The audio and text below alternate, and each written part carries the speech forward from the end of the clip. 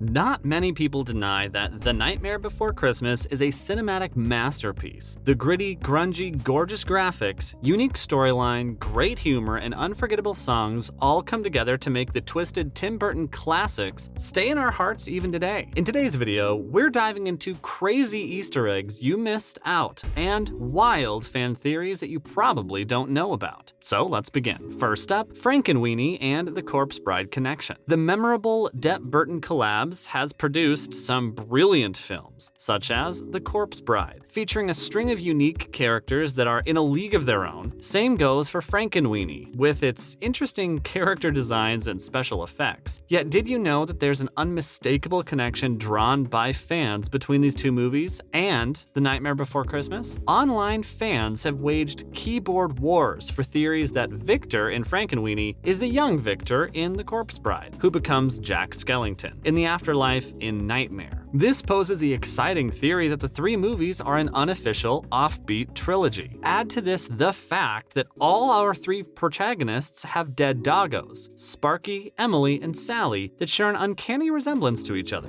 Moreover, the undead worlds in Frankenweenie and Corpse Bride boast many similar visuals that remind you of the Halloween Town design. Given these features, no one can dismiss the astonishing theory. Next, to be or not to be. The classic scene where Jack signs Jack's Lament is imprinted in our minds. He unscrews his head, places it in his hand before extending it forth. The bookworms and bibliophiles already have their skulls dropping in this scene when Jack goes ahead to say, "And since I am dead, I can take off my head to recite Shakespearean quotations." And those who didn't yet know instantly have the jack-o'-lanterns flashing in their heads. That's Hamlet. The famous reference is made to that iconic moment where Hamlet, the should-be prince, holds out a skull in his hand before reciting the legendary "to be or not to be" speech. The theme of death is quite obvious between the two scenes, as Hamlet is of course musing over the thought of suicide. Spoiler alert, also dies in the play. And paved the way for Monsters, Inc. Everyone knows this other classic movie with monsters that's centered around spooky stuff. We're talking about Monsters, Inc., famous for characters like Sully, Mike, Randall, and Boo, and the friendly adventures that these monster folks go on. Just like Nightmare with its impressive production featuring full-length stop-motion animation, Monsters, Inc. is also known for its superb production design. That's common knowledge, but what about the theory that Monsters was inspired by Nightmare Before Christmas? From creepy doors to a whole world of monsters, there are far too many elements to dispute the theory that Monsters was inspired. As if this wasn't enough, can you really forget that This Is Halloween song that literally journeys through the scenes where the numerous monsters haunt children? That's like half the premise of Monsters, Inc. Next, Jack Skellington's rooted in Celtic myth. Even movies that inspire later generations are inspired by something that came before them. So have you ever wondered where Jack Skellington's character came from? Many fans believe that Jack is based on a few beings from Celtic mythology. One of them is the Celtic demigod Anko. Anko is said to be the henchman of death, having a Grim Reaper-like appearance. There's also the Celtic demon named Dullahan, said to have a frighteningly wide grin.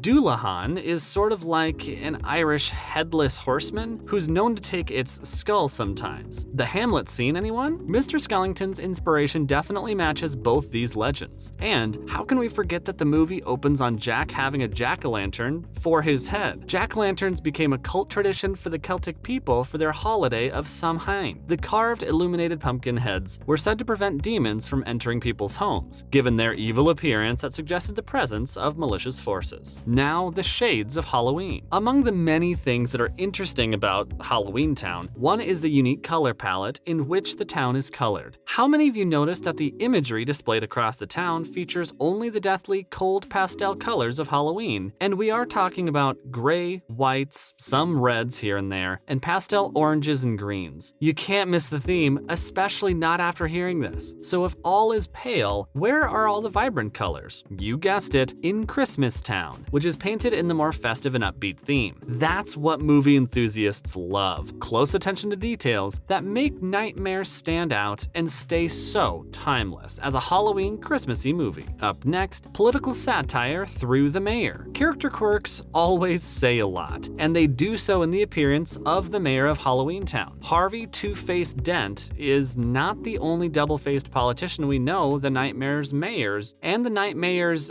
wink rotating head also suggests the spin wink on the phrase about hypocritical politicians. The mayor's appearance goes beyond this though. Like, notice how there's a Black Widow spider on his tie? So what, you may say? Well, we say that the movie makers are trying to communicate that what are politicians if not venomous? Web-slinging insects after all. Do you agree, or does it sound like a stretch? We can't be the only ones, surely. But well, beyond the tie, the satire goes beyond the appearance too and jumps out in the mayor's speech. You find him saying stuff that shows he loves making fun of his job. Think that's a reach? So consider when the mayor says, "I'm only an elected official here. I can't make decisions by myself." We think that's a jab at the incompetence of politicians. And that witch, Sally. A cheeky theory believed by some fans is that back when Sally was in her living, breathing days, she used to be a witch and was dismembered for being so. Now that she's in her afterlife in the movie, she's a rag doll and we can see her undead limbs all stitched together. And do you remember that potion she cooked up to knock Dr. Finkelstein to the floor? Witches are known for brewing potions. The witch theory can also be suggested in the bizarre ability Sally has for predicting stuff, such as the image she sees of a pretty Christmas tree burning, which speaks of Jack later spoiling Christmas. The words that she uses after having this sight are in the eerie zone too. Sally says to Jack that she's had a vision. That's witchy stuff right there. Up next, shady foreshadowing. Movie enthusiasts like us love looking out for foreshadowing elements, the very intriguing literary device that suggests what will happen in the future through subtle hints. You can see foreshadowing blending in the way that various citizens of Halloween Town kick the bucket. We've already mentioned above about Sally's death by dismemberment, shown in her stitched limbs, but there are other clear hints that tell how the characters died. So, Locke met his demise by being frozen to death, as can be seen in his frosty blue lips and snow-white skin. The smoky-looking doggo Zero, whose nose literally lights up as if current flows through him, died via electrocution. And finally, Oogie Boogie was skinned to death. That's why he's creepy crawlies running up and down his inside-out carcass. Now guess the town age. Why is a raven like a writing desk? How old is Halloween Town? The solution to some puzzles are never given outright in movies, but pose an amusing riddle. You gotta rack your brain sometimes to figure out the hidden or cryptic answers. Upon close inspection, there are giveaways that make this town feel like from either A, the medieval times, or B, somewhere around the French Revolution period. What makes us suggest this? Well, look at the execution structures like the gallows or the guillotine, the very old bricklaying work, and most importantly, the ancient architecture that suggests these pre-industrial times. It definitely doesn't feel like a modern day setting or the setting of the 90s. So we have located it down to probably somewhere in the 13th to 18th century. Next, Finkelstein's lab is alive. The name of the movie villain, Finkelstein, is another close connection to the well-known literary characters Frankenstein and his monster. Finkelstein suppresses Sally throughout the movie, so we don't like him at all. But the antagonist's name isn't the only ode to the literary character. His laboratory also draws a connection to Frankenstein and his monster, given the structure's resemblance. Notice the satellite on the roof that allows the lab to conduct electricity for Finkelstein's experiments? Yep, like we said, ode to Frankenstein and his monster. Plus, the make of the house also resembles our antagonist's appearance himself. The round satellite we have just talked about looks like the circular design of Finkelstein's very head, especially if you see it from different angles. We also think this high-tech head resemblance is a hint to Finkelstein's excessive ego. And that's all for today. Are there any other Easter eggs and fan theories about The Nightmare Before Christmas that we might have missed out? Let us know in the comments below. Make sure to give this video a thumbs up and subscribe to our channel for more videos like this. See you in the next one.